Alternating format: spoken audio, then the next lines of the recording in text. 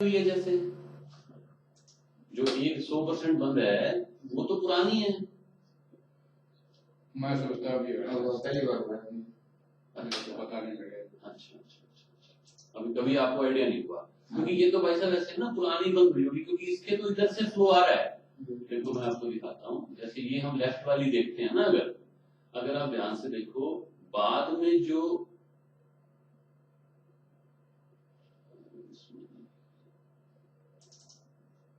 मतलब ये ना उधर से ही भरने लग रही है।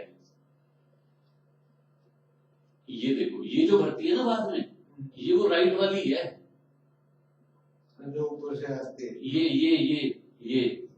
ये जो राइट वाली इधर से आनी थी ना, ये इधर से भर रही है, समझ गए। तो अब इसमें एक तो ऑप्शन बाईपास का है बताया उन्होंने, है ना। दूसरा है कि इसमें हम उम्र के हिसाब से भी स्टेंटिंग करें। तो आपका क्या विचार है, क्या चाहते हो? हम चाहते हैं इलाज परफेक्ट से क्या मतलब है? मतलब सारी एज को भी देखते हुए, स्टेबिलिटी को भी देखते हुए कि ज्यादा कारगर जो देखो बाईपास जो होता है वो छाती खुल के और ये कट के वैसे होता है, उसमें पैर या हाथ से नस लेते हैं और उसको नई नस लगाते हैं, ठीक है। स्टेंटिंग में नस के अंदर से ही जाके उस नस को खोल देते हैं, समझिए। तो अब इसमें जैसे एंजियोग्राफी हुई है वैसे ही होगी। इसमें ये हो सकता है ये दोनों नसें लेफ्ट वाली तो पक्का हो जाएंगी स्टेंटिंग में, राइट वाली क्योंकि 100% बंद है, क्योंकि उसका एक नेचुरल बाईपास बन चुका है, तो उसको हो सकता है छोड़ना पड़े, क्योंकि वो तो ऑलरेडी बाईपास हो चुका है।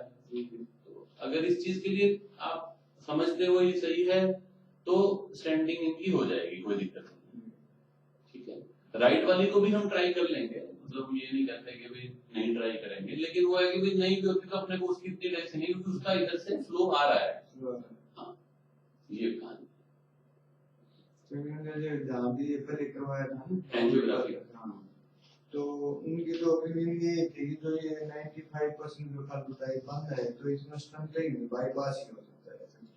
ऐसा भाई साहब ये वाली है जो 95% बंद है, ये वाली, ये देख रहे हो आप, ये और इसमें मतलब हमारे हिसाब से स्टंटिंग हो जाएगी, कोई दिक्कत वाली बात नहीं है। वो अलग अलग हर आदमी का ओपिनियन होता है, मैं ये नहीं कहता कि वो गलत कह रहे हैं या हम सही कह रहे हैं, ओपिनियन है। हमारे हिसाब से इसमें स्टंटिंग हो जाएगी और हमारे हिसाब से इसमें भी स्टंटिंग हो जाएगी। राइट वाली जो 100% बंद है उसमें हम आपको पहले बता रहे हैं कि 10 to 20% चांस है कि हम उसको नहीं खोल पाए, बट उसका नेचुरल बाईपास लेफ्ट साइड से बना हुआ है ना। तो नेचुरल बाईपास जब बना होता है तो फ्लो जा रहा है उसमें, तो हम उसको इस एज के हिसाब को देखते हुए दवाइयों पे छोड़ सकते हैं, ठीक है। ये कोई अगर स्टंटिंग की तरफ भी जाए तो कोई रिस्क वाली वैसी कोई बात नहीं।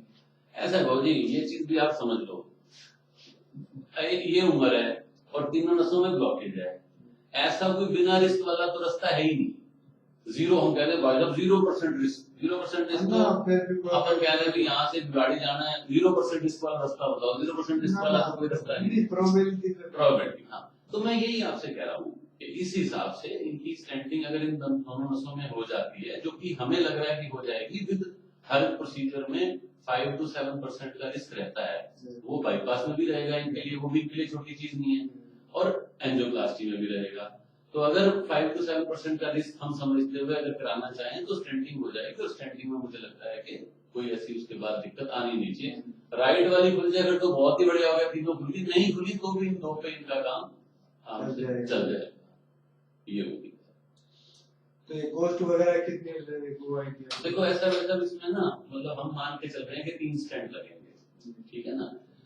अगर तो हम ये कहें कि हमें राइट वाली को अटेम्प्ट करना है और बढ़िया से अटेम्प्ट करना है, मतलब अगर हमें उसको अटेम्प्ट नहीं करना तो 3 स्टेंट के साथ हमारा खर्चा 2.15-2.20 के करीब रहेगा।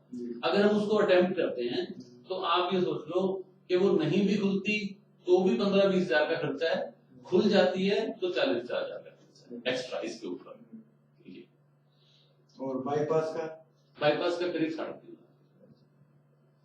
अच्छा, एक दिक्कत और आ गई हमने तो आने के बाद में काउंटर बता दिया, हरियाणा पैनल में तो गवर्नमेंट के पैनल में तो नहीं। हाँ, हरियाणा गवर्नमेंट के पैनल पे नहीं है, हमने काफी मरीजों का हरियाणा गवर्नमेंट के पैनल पे हम करते हैं, उसमें उसका यही तरीका रहता है कि भाई आप बाद में रिइंबर्समेंट के लिए ट्राई कर सकते हो, और उसका जो